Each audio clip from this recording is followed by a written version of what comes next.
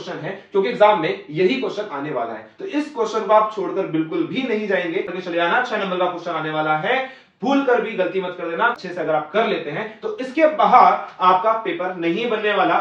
Simple question बता देता हूं वही, और आपके बहुत अच्छे मार्क्स आने वाले हैं अगर इन टॉपिक्स को पढ़ के जाते हो तो। Welcome back to the channel बच्चों। आज मैं आपके लिए लेकर आया हूं बहुत ही ज्यादा इंपॉर्टेंट क्वेश्चंस जो एग्जाम में सबसे ज्यादा पूछे जाते हैं। तो बिना किसी देरी के चैनल को करें सब्सक्राइब सो दैट आपके पास न्यू वीडियो या न्यू अपडेट आपके इसी चैनल पर मिलते रहें। अब मैं आपको बताऊंगा कि इस एग्जाम में कैसे आपको क्वेश्चंस आते हैं और कितने टॉपिक में से, यानी कौन से टॉपिक में से कितने क्वेश्चंस बन सकते हैं। तो बिना किसी देरी के करते हैं स्टार्ट। आइए, मैंने कहा मोस्ट इंपोर्टेंट क्वेश्चन जो एग्जाम में सबसे ज्यादा पूछे जाते हैं वो कौन से क्वेश्चंस हैं। पहला है मेरे टॉपिक्स। अब मैं एक काम करता हूं, आपको उन्हीं टॉपिक से स्टार्ट करता हूं जो एग्जाम में सबसे ज्यादा पूछे जाने वाले हैं।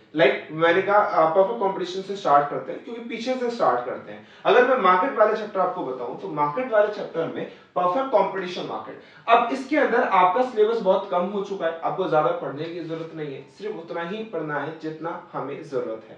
यानी इस मार्केट में से सिर्फ परफेक्ट कंपटीशन वाला आने वाला है। परफेक्ट कंपटीशन मार्केट या परफेक्ट कॉम्पिटिटिव मार्केट में से वो भी क्या आएंगे, या तो उसकी फीचर्स पूछ लेगा या इंप्लीकेशंस पूछ लेगा।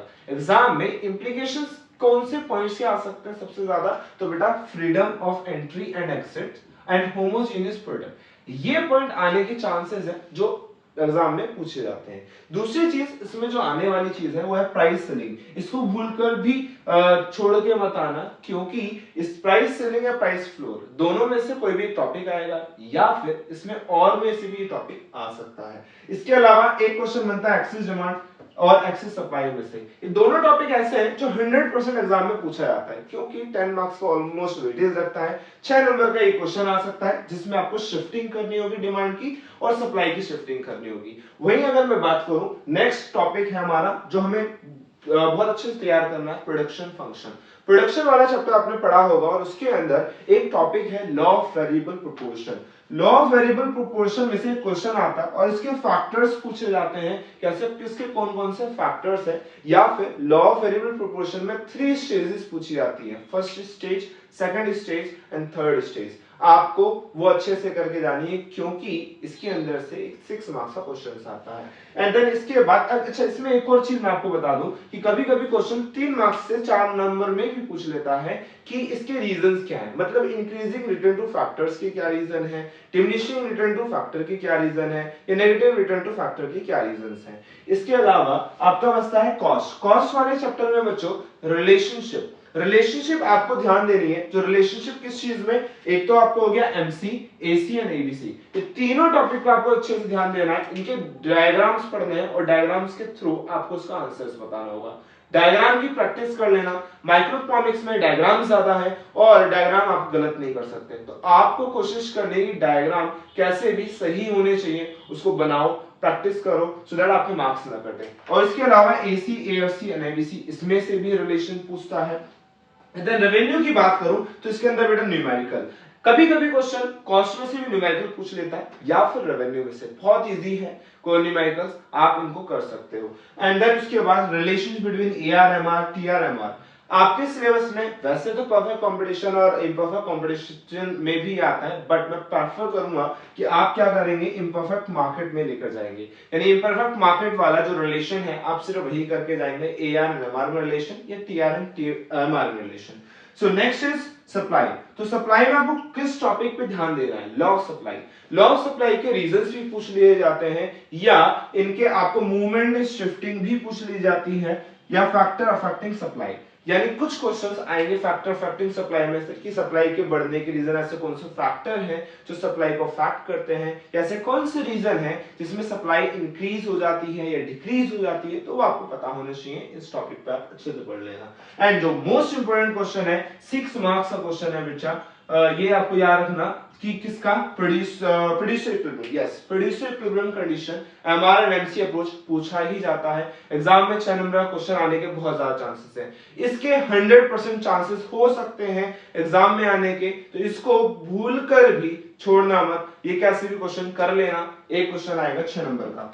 एंड देन डिमांड, डिमांड में law of demand, reasons and exceptions. आपको ये पता होना चाहिए कि लॉ ऑफ डिमांड क्या है, उसके क्या रीजंस होते हैं, कहां पर ये अप्लाई नहीं होता, या ऐसे कौन से फैक्टर हैं जो डिमांड को अफेक्ट करते हैं, या फिर इसके अंदर क्वेश्चन आ सकता है कि नॉर्मल गुड्स और इंफीरियर गुड्स कौन से होते हैं, explain the difference between normal goods and inferior goods, या आपको पूछा जाएगा substitute goods and complementary goods, यानी सब्स्टिट्यूट गुड्स कौन से होते हैं, कॉम्प्लीमेंट्री गुड्स कौन से होते हैं, और इनके बीच में क्या डिफरेंसेस हो सकते हैं। कुछ क्वेश्चन ऐसे भी आ सकता है कि अगर एक ही प्राइस में चेंज हुआ तो दूसरे की डिमांड पे क्या इफेक्ट पड़ेगा, या एक ही प्राइस कम हो गई तो दूसरे की डिमांड पे क्या इफेक्ट पड़ेगा। तो इस टाइप के क्वेश्चंस आपको मिल सकते हैं जो आपको ध्यान से करने हैं। तो अब समझते हैं बच्चों कि कंज्यूमर इक्विलिब्रियम में से क्या आने वाला है। कंज्यूमर इक्विलिब्रियम चैप्टर में से दो क्वेश्चन बनने वाले हैं, एक जो आता है 6 मार्क्स का, consumer equilibrium in case of to commodities. अब यहां तो क्वेश्चन बनेगा यूटिलिटी अप्रोच से, या फिर क्वेश्चन बनेगा इंडिफरेंस कर्व की मदद से। अगर मैं यूटिलिटी अप्रोच की बात करूं तो इसके अंदर दो क्वेश्चन बनते हैं, in case of two commodity और in case of single commodity. In case of two commodity की बात करूं तो वहां पर कंडीशन पूछता है कि MUX इज इक्वल होना चाहिए किसके, MUY के। अच्छा, इसके अलावा अगर ये इक्विलिब्रियम में नहीं हुआ तो क्या होगा, तो ये होगा या तो ये ज्यादा हो जाएगा या फिर ये कम हो जाएगा। इसके अलावा फिर क्वेश्चन पूछता है इन case of single commodity, single commodity के केस में कंज्यूमर को इक्विलिब्रियम कहां पर होगा, तो वही चीज जहां पर MUX अपॉन में PX इक्वल होगा MUM के, या फिर मैं ये बोल सकता हूं कि MUX इक्वल होना चाहिए किसके, PX के। अगर ये इक्विलिब्रियम में नहीं हुआ तो क्या होगा, तो ये होगा कि या तो ये ज्यादा होगा या फिर ये कम होगा। क्वेश्चन यहां से ये भी पुट अप हो सकता है कि अगर कंज्यूमर इक्विलिब्रियम में नहीं है तो कैसे एक राशनल कंज्यूमर इक्विलिब्रियम में आ सकता है। तो आपको क्या करना है कि वही कंडीशन बतानी है कि कैसे कंज्यूमर इक्विलिब्रियम में वापस पहुंच सकता है। उसके अलावा इन case of indifference curve, in case of indifference curve में आपको बच्चों ये बताना है कि कंज्यूमर इक्विलिब्रियम कहां होगा। ये वेरी इंपॉर्टेंट क्वेश्चन है क्योंकि एग्जाम में यही क्वेश्चन आने वाला है। तो इस क्वेश्चन को आप छोड़कर बिल्कुल भी नहीं जाएंगे, और इसका डायग्राम कुछ इस तरीके से दिखता है और इस डायग्राम को आप एक्सप्लेन करके आएंगे। अच्छा, इसके अंदर जो कंडीशन होती है वो होती है MRS XY इक्वल होना चाहिए प्राइस ऑफ X अपॉन में प्राइस ऑफ Y के। जहां पर ये इक्वल हो जाए वहां पर इक्विलिब्रियम होगा, अदरवाइज इक्विलिब्रियम नहीं होता। अगर नहीं हुआ तो क्या होगा, तो होगा MRS XY लेस देन होगा PX अपॉन में PY के, या फिर MRS XY ज्यादा होगा PX अपॉन में PY के। इस क्वेश्चन में आपको इन बातों का ध्यान रखना है और ये क्वेश्चन छोड़कर नहीं जाना है। उसके अलावा इसके अंदर एक क्वेश्चन और बनता है कि इसकी प्रॉपर्टीज क्या है। इंडिफरेंस कर्व की प्रॉपर्टीज 6 नंबर का क्वेश्चन पूछा जा सकता है। 3 प्रॉपर्टीज आपको वो कोई दे देगा, आपको सिर्फ एक्सप्लेन करना है। तो प्रॉपर्टीज भी आपको भूलकर मतलब छोड़नी नहीं है, आपको एनी हाउ करके आनी है। ओके, नेक्स्ट अगर मैं आपको टॉपिक बताऊं इसके अलावा तो इसमें बचता है फिर law of diminishing marginal utility.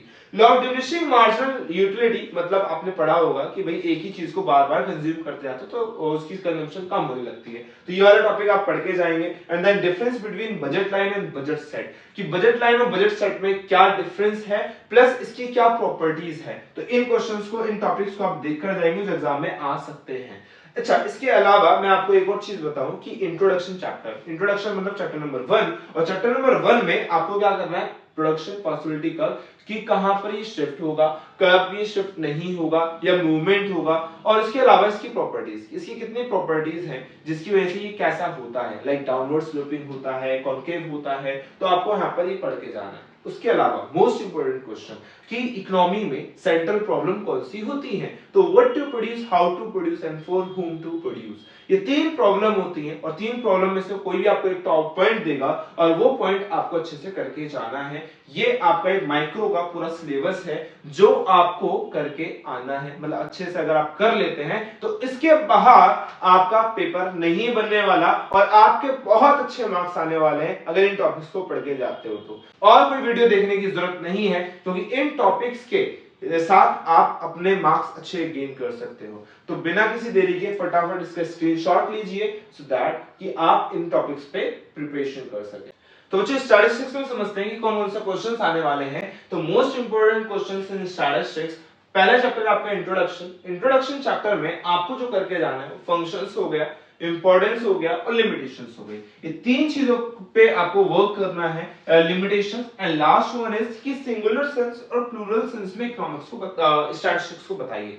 तो क्वेश्चन बनेगा यहाँ से दो या तीन में से कोई भी क्वेश्चन बन सकता है, या तो पूछेगा फंक्शंस या तो पूछेगा इंपॉर्टेंस। उसके अलावा लिमिटेशन पूछने के चांसेस ज्यादा है, एग्जाम में आपके लिमिटेशन आने के चांसेस बहुत ज्यादा है, तो लिमिटेशन को छोड़ना मत। And statistics in singular sense and plural sense, singular sense में क्या स्टैटिस्टिक्स होती है, प्लूरल सेंस में क्या स्टैटिस्टिक्स होती है, ये पढ़ के जाना है आपको। एंड नेक्स्ट यूनिट नंबर 2 की अगर बात करें तो कलेक्शन, ऑर्गेनाइजेशन एंड प्रेजेंटेशन, ये तीन मिलाकर आपका एक यूनिट बनता है और इसमें से आपको जो पढ़ के जाना है वो difference between primary and secondary data. अब सिलेबस में स्टैटिस्टिक्स का बहुत ज्यादा है, बट हमें जो करना है वो सिर्फ प्राइमरी एंड सेकेंडरी डाटा, इस पे फोकस करना है। नेक्स्ट इज डाटा कलेक्ट करने के लिए हम कहां-कहां से इंफॉर्मेशन कलेक्ट कर सकते हैं वो आपको यहां पर बताना है। And then methods of collecting data, तो ये मैं आपको बता ही चुका हूं कि मेथड ऑफ कलेक्टिंग डाटा ये आपको पता करना है। And then qualities of good question, question यहां से भी बन सकता है, 6 नंबर से 4 नंबर क्वेश्चन बन सकता है कि क्या क्वालिटीज होनी चाहिए गुड क्वेश्चनरी में। And types of table, table कितने टाइप्स की होती हैं जो हमें देखनी है, एक बार देख के चले जाना। एंड एनी वन डायग्राम, यानी कोई भी डायग्राम आ सकता है, खासकर हिस्टोग्राम में से आपको चांसेस ज्यादा हैं, तो आप हिस्टोग्राम के सारे डायग्राम करके जाएंगे। पाई डायग्राम एक है, पाई डायग्राम को आप छोड़ नहीं सकते, आप वो करके जाएंगे। तो हिस्टोग्राम एंड पाई डायग्राम ये दोनों को आप करके जाएंगे। एंड देन मोड की अगर बात करूं तो मोड में इंडिविजुअल सीरीज में, डिस्ट्रिक्ट सीरीज में पूछने के चांसेस नहीं है क्योंकि बहुत छोटे हैं, तो आप उसकी जगह करके जाएंगे कॉन्टिन्यूस सीरीज को। कॉन्टिन्यूस सीरीज में यहाँ पर आप मोड निकाल सकते हैं। उसके अलावा मीडियन की अगर बात करूं, मीडियन में मिसिंग फ्रीक्वेंसी पूछा जाएगा या फिर कॉन्टिन्यूस सीरीज में पूछा जा सकता है। इंडिविजुअल सीरीज, डिस्क्रीट सीरीज में से आने के चांसेस नहीं है। और लेस देन अगर मोर देन अगर कभी भी आपको कुछ दिया होगा तो हमेशा याद रखना सीएफ गिवन होगा, कंफ्यूज मत हो जाना। सीएफ आपको देखना है कि अगर less than more than series दे रखी है तो आपको मतलब सीएफ गिवन है। नेक्स्ट मीन की अगर बात करूं तो मीन में corrected mean, combined mean, weighted mean, continuous series, चार चीजों को आपको ध्यान देना है। या तो करेक्टेड मीन पे आ सकता है क्वेश्चन, कंबाइंड मीन पर आ सकता है, वेटेड मीन पर आ सकता है या फिर कॉन्टिन्यूस सीरीज पर। चांसेस जो है वो करेक्टेड मीन और कंबाइंड मीन के चांसेस ज्यादा हैं आने के।